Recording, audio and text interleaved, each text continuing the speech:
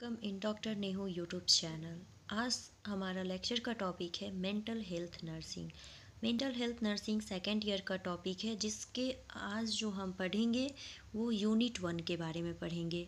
Unit 1 में first है concept of mental health and mental illness, misconception related to mental illness, principle of mental health nursing, definition of term used in psychiatry, review of defence mechanism and mental health team. ये सब को आज हम जो है 1 bye 1 पढ़ेंगे। Lecture को हम स्टार्ट करते हैं। Mental health nursing. Mental health nursing जो वर्ड साइकेट्री है वो 1808 में जॉन क्रिश्चियन रेल के द्वारा दिया गया था। किसके द्वारा दिया गया था? जॉन क्रिश्चियन रेल के द्वारा 1808 में। ये बहुत ही इम्पोर्टेंट है, ऑब्जेक्टिव में अक्सर आ जाता है कि the word psychiatry was given by. तो इजी वे में आप लोग टिक लगा देना, 1808 में जॉन क्रिश्चियन रेल के द्वारा दिया गया था। साइकेट्री का definition is the medical speciality concerned with prevention, diagnosis and treatment of mental illness. Psychiatric word he indicate करता है किसको? मेंटल टर्म को। तो ये एक ऐसा मेडिकल टर्म है जिसमें हम लोग पढ़ते हैं प्रिवेंशन, डायग्नोसिस और ट्रीटमेंट। जितने भी मेंटल इलनेस के प्रॉब्लम दिखते हैं, जो भी डिफेक्ट नज़र आते हैं किसी भी पर्सन में, वो इसी में हम लोग यही स्पेशलिटी जो कंसर्न्ड है मेडिकल टर्म साइकेट्रिक, उसी के अंडर पढ़ते हैं हम लोग। स्टडी जो है इसी के अंदर करते हैं। साइकेट्रिक नर्सिंग वर्ड से ही ये क्या एक ब्रांच है। नर्सिंग का एक ऐसा ब्रांच है जिसमें प्रिवेंशन, केयर और क्योर ऑफ मेंटल डिसऑर्डर का पढ़ेंगे। मेंटल डिसऑर्डर बहुत टाइप्स के होते हैं, जैसे सिजोफ्रेनिया हो गया, या फिर ये बल्मिया नर्वोसा है, कुछ भी बहुत सारे टाइप्स हैं। उस सब को हम जो है आगे पढ़ेंगे। यूनिट 1 में बस हमको सबके टर्म के बारे में जानना है। हेल्थ को कोई डिफाइन कर सकते हैं? ओके, WHO के द्वारा 1948 में हेल्थ को डिफाइन किया गया था।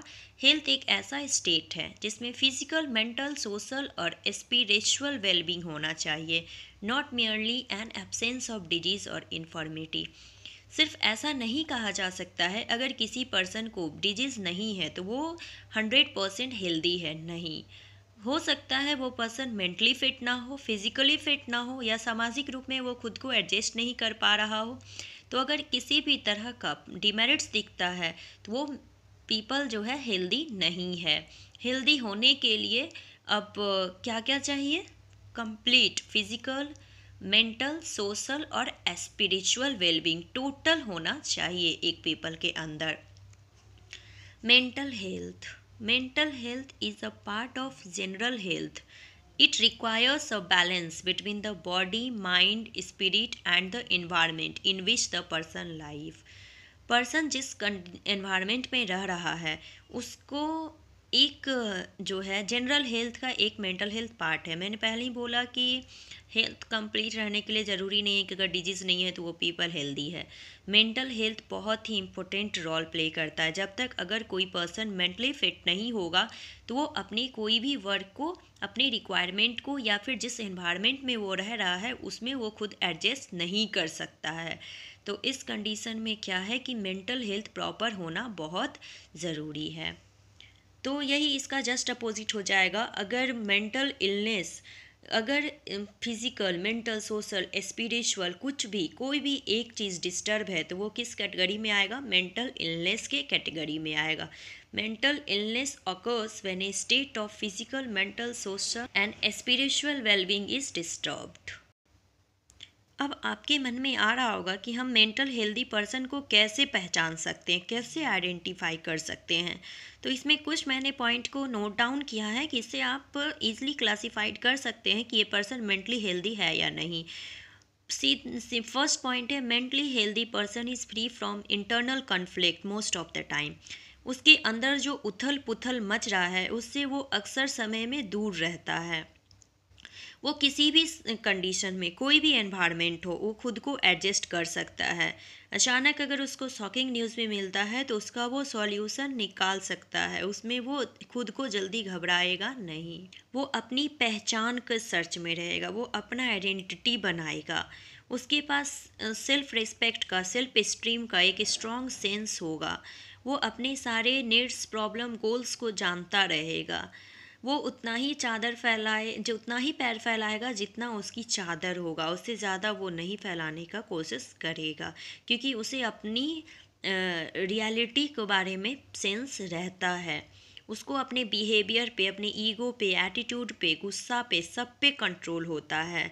वो कोई भी नया प्रोडक्ट के बारे में सोचता है, क्या हम करें जिससे कि हमारा सेल्फ रिस्पेक्ट बढ़े।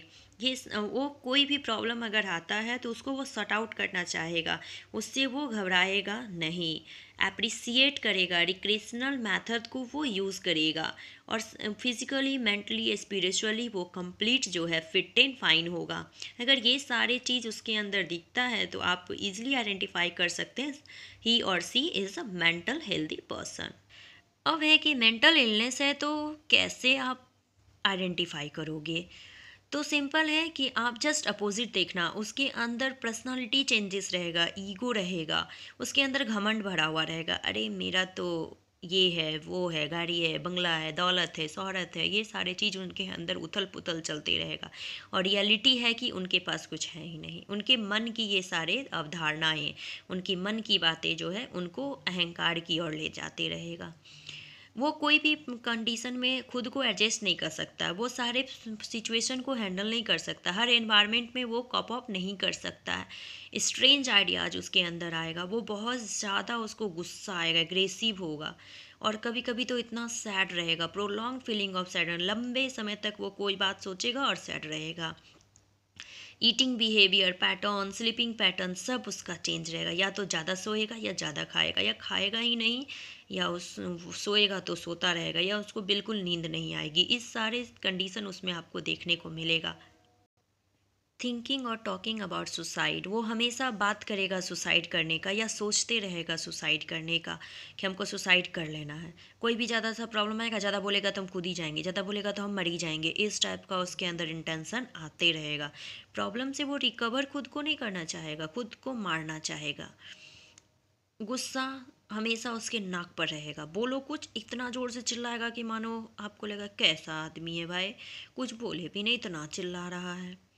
उसको बेवजह डर रहेगा, उधर ये भूत तो है, उधर अरे रस्सी को सांप समझ लेगा, इस सब टाइप का उसको मेंटल प्रॉब्लम आपको देखने को मिलेगा। और बिहेवियर तो अक्सर वायलेंट ही आपको नज़र आएगा। तो इस तरीके से आप अंदाज़ा लगा सकते हो कि मेंटल इलनेस के साइन क्या है, या फिर मेंटल हेल्दी पर्सन के कैरेक्टरिस्टिक्स क्या है। जिसको मैंने एक एक वन बाय वन बताया कि मेंटल हेल्दी पर्सन का कैरेक्टरिस्टिक्स क्या है या इलनेस का साइन क्या है, उसी को आज डिफरेंस बिटवीन दोनों का एक बार कर लिए। ये एग्ज़ाम में बहुत इंपॉर्टेंट क्वेश्चन है, जीएनएम का आप जितनी बार एग्ज़ाम दो ये क्वेश्चन अक्सर पूछता है। Write down different between mental health and mental illness. तो आप बस इतना शॉर्टकट में लिख देंगे तो आपको कंप्लीट मार्क्स मिल जाएगा। मेंटल हेल्थ और मेंटल इलनेस में फर्स्ट है accept self and others, feeling of inadequacy, poor self concept, ये मेंटल इलनेस में आपको देखने को मिलेगा। मेंटल हेल्थ पीपल जो है कॉप ऑफ कर लेगा, बट मेंटल इलनेस जो है वो इनएबिलिटी रहेगा उसके अंदर, वो कॉप ऑफ नहीं कर सकता है। क्लोज रिलेशनशिप बनाने का उसके अंदर एबिलिटी होगा, पर इसके अंदर जो है मेंटल इलनेस से जो सफ़र करेगा वो इनएबिलिटी है, वो क्लोज रिलेशनशिप नहीं बना सकता। इनका आज रिलेशन बना तो कल ब्रेकअप होगा, फिर डिवोर्स होगा।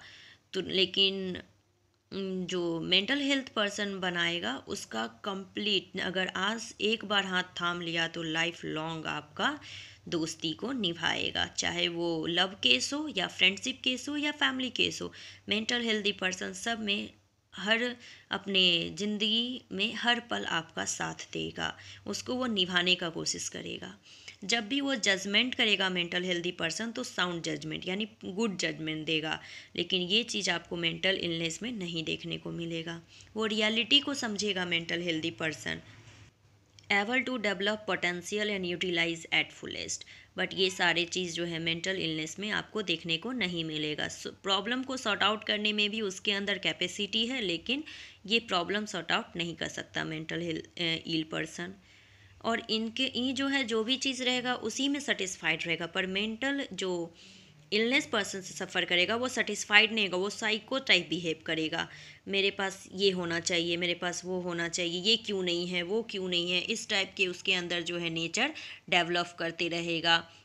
आई थिंक अब ये शॉर्टकट में आपको आंसर लिखने में बहुत हेल्प करेगा। Mental health team. Mental health team, team क्या है? ग्रुप, एक समूह। यही से इंडिकेट होता है कि बहुत सारे मेंबर एक जगह पार्टिसिपेट करते हैं उस चीज़ को, प्रॉब्लम को सॉर्ट आउट करने के लिए, या फिर कुछ नए ब्रांच को लॉन्च करने के लिए आपस में डिस्कस करते हैं। उसमें बहुत अलग अलग लेवल के मेंबर प्रेजेंट होते हैं।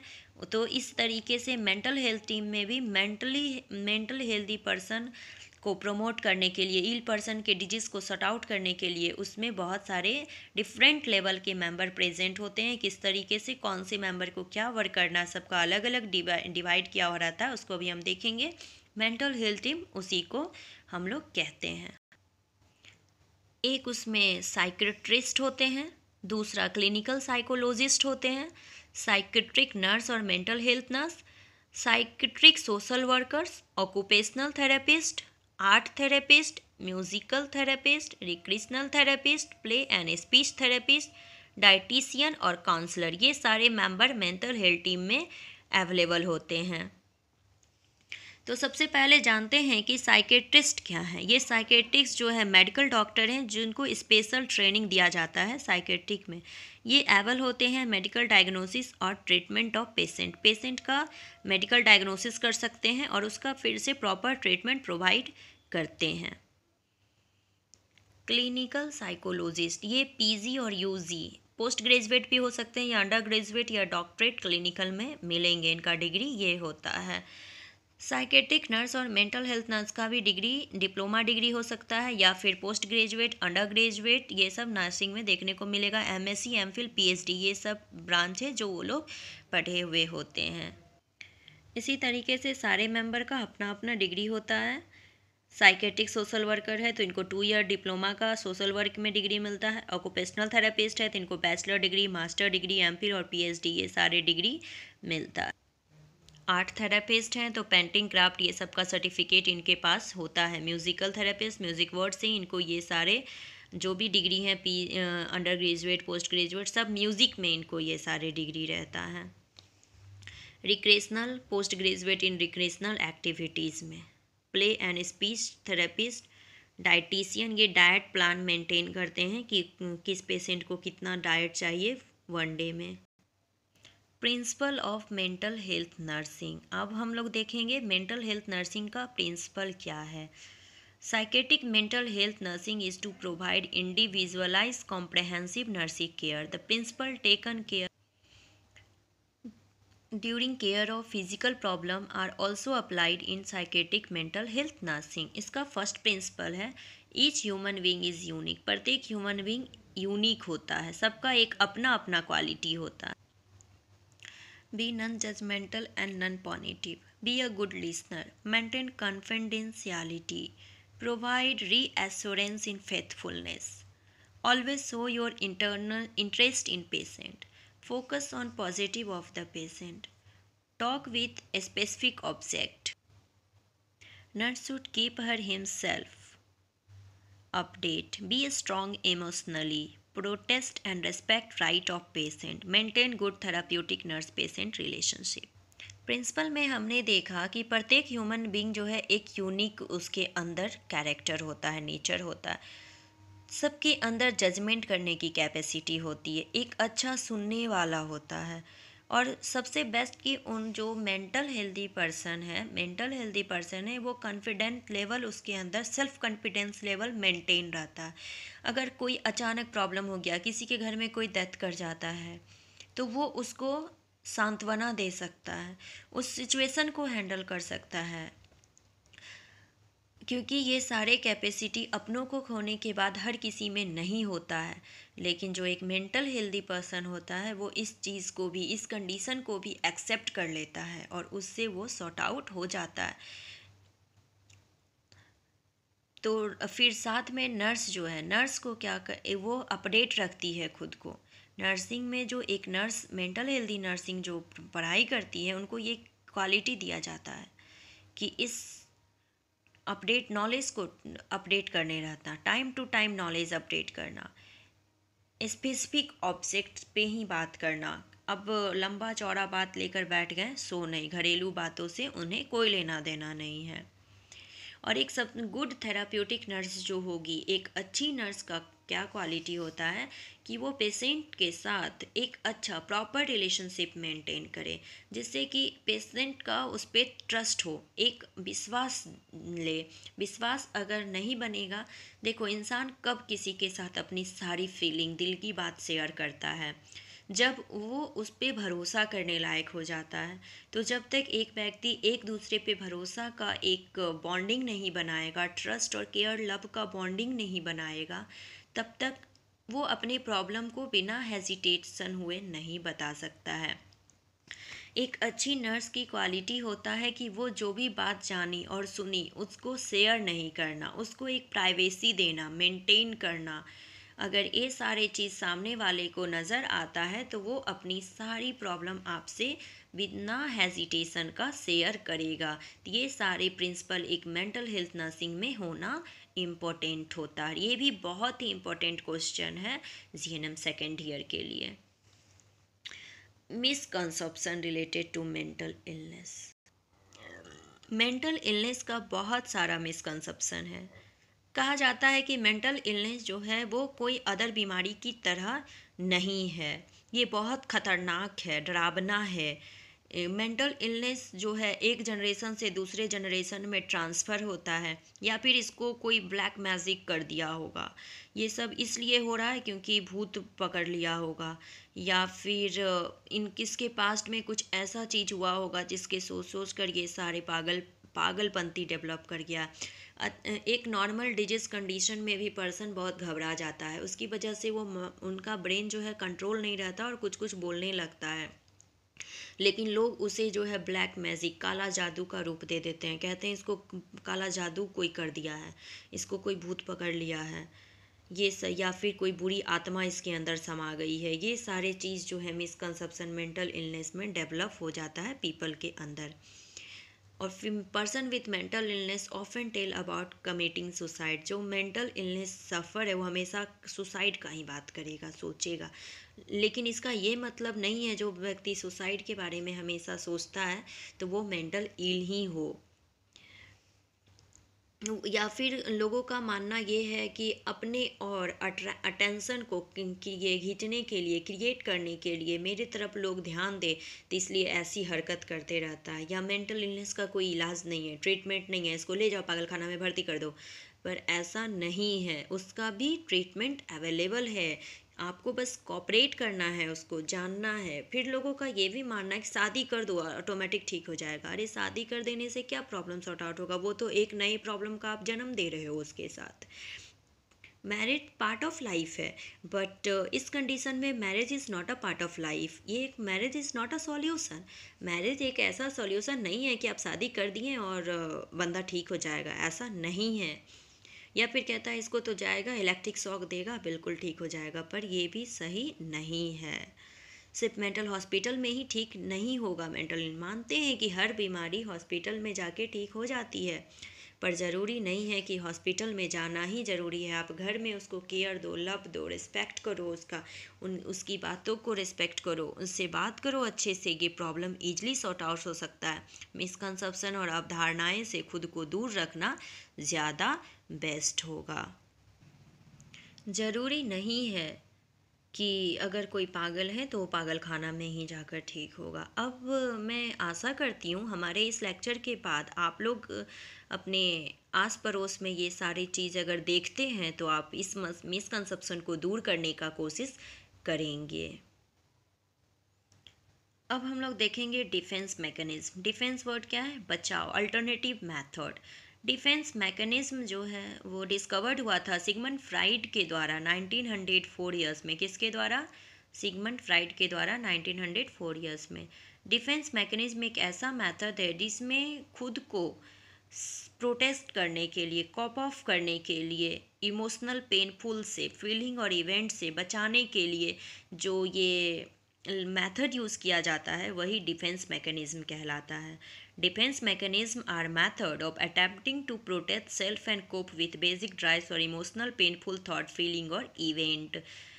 डिफिनीसन से ही क्लियर हो रहा है कि इन सारी चीज़ से बचने के लिए जो एक अल्टरनेटिव मेथड यूज किया जाता है वो डिफेंस मैकेनिज्म कहलाता है। अक्सर जैसे घरों में सुने होंगे, अरे ये तो भगवान का दिया हुआ है, हमारी किस्मत में ऐसा नहीं होगा इसलिए ऐसा हुआ है, ये सब हो गया, ज़रूर इसके पीछे कुछ ना कुछ होगा। खुद को एक इमोशनल स्ट्रॉन्ग बनाने के लिए ये सारे चीज़ को यूज़ किया जाता है। बहुत सारे डिफेंस मैकेनिज्म हैं जैसे suppression, repression, regression, sublimation, projection, compensation, rationalisation, identification, displacement, reaction formation, fantasy, denial, isolation, reality evasion, ये सारे जो है डिफेंस मैकेनिज्म के टाइप्स हैं। Separation, deliberate and consciousness eject of discomforting impulses and memories from the field of attention is called suppression. A student who got accident due to his her negligence. जैसे suppose कि हमको दिख रहा है कि उस वजह से ये खतरा हो सकता है, लेकिन अटेंशन नहीं देकर उसको इग्नोर कर दे, अरे हम तो इतने बड़े लोग हैं कि मेरे को कोई कुछ कर सकता है, तो इसमें क्या होगा? नेग्लिजेंसी, उसकी खुद रिस्पॉन्सिबिलिटी की वजह से जो प्रॉब्लम क्रिएट हो जाता है वो सेपरेशन कहलाता है। और उसके पास उसका इस बीच में क्या आ जाता है? ईगो, हम तो इतने बड़े हैं, कुछ नहीं हो सकता मेरे को, हो गया ना एक्सीडेंट, ऐसा होता है। Repression, involuntarily, spontaneously exclusion from consciousness, awareness of painful thought and impulses is referred as repression. Regression, the stresses is to revert by a immature or childish behavior than expected with age in order to avoid painful suffering of stress is called regression. Regression means होता है ना कि mature होने के बाद भी बच्चों जैसा बिहेव करना।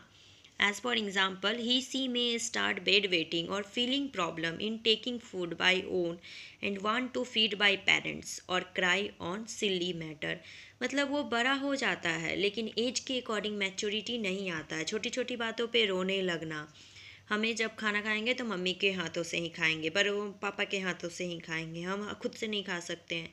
बड़े होने के बाद भी बेड पे सूसू कर देना, ये सारे अगर नेचर दिखता है तो इट मीन्स वो रिग्रेशन उसके अंदर हो रहा है, बड़े एज के अकॉर्डिंग डेवलपमेंट नहीं हुआ है, कुछ ऐसा चीज़ है जिससे वो बच्चा बहुत डरा हुआ है, जिस वजह से ये सारे चीज़ देखने को मिल रहे हैं।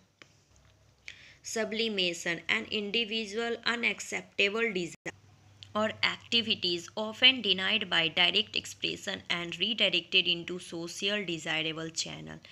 जैसे एग्जाम्पल से बता रहे हैं कि एक कॉमन है जो जानती है कि उसके पास जो है बच्चे नहीं हो सकते हैं किसी भी अलग प्रॉब्लम की वजह से, लेकिन वो बच्चे को पाना चाहती है, बच्चे के अंदर इंटरेस्ट दिखाना चाहती है, तो वो दूसरा अल्टरनेटिव मेथड यूज़ करेगी, ऑर्फेन होम ये सब में जाकर वर्क करना, खुद को अलग मोटिवेट करना। हम जानते हैं कि हमें ये चीज़ नहीं मिल सकता, लेकिन उस चीज़ को पाने के लिए, उसकी खुशी के पाने के लिए हम दूसरा कोई अल्टरनेटिव मेथड यूज़ कर लेते हैं।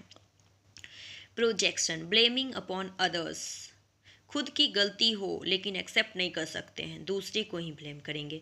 जैसे अक्सर स्टूडेंट फेल कर जाएगा, कहेगा अरे टीचर ने पढ़ाया ही नहीं था, आउट ऑफ सिलेबस क्वेश्चन आ गया था, मैंने तो सब पढ़ के गया था लेकिन आउट ऑफ क्वेश्चन आ गया था।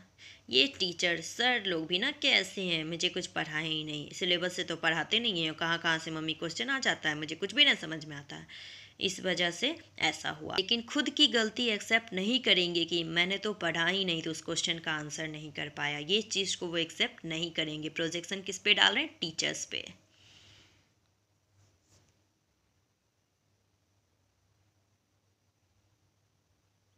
या फिर कभी कभी हस्बैंड और वाइफ आपस में झगड़ा कर लेते हैं और एक दूसरे पर ब्लेम करेंगे, आपकी वजह से ऐसा हुआ, तुम्हारी वजह से ऐसा हुआ, या कभी कभी या फिर ये अनहैप्पीनेस का कारण अपने बच्चों को ठहराएंगे, बच्चों की वजह से हम लोग का ये सब हो रहा है। खुद की गलती एक्सेप्ट नहीं करेंगे कि खुद उतना लेवल नहीं बना पा, जिस वजह से ना खुश रह पा रहे हैं ना बच्चों को खुशी दे पा रहे हैं।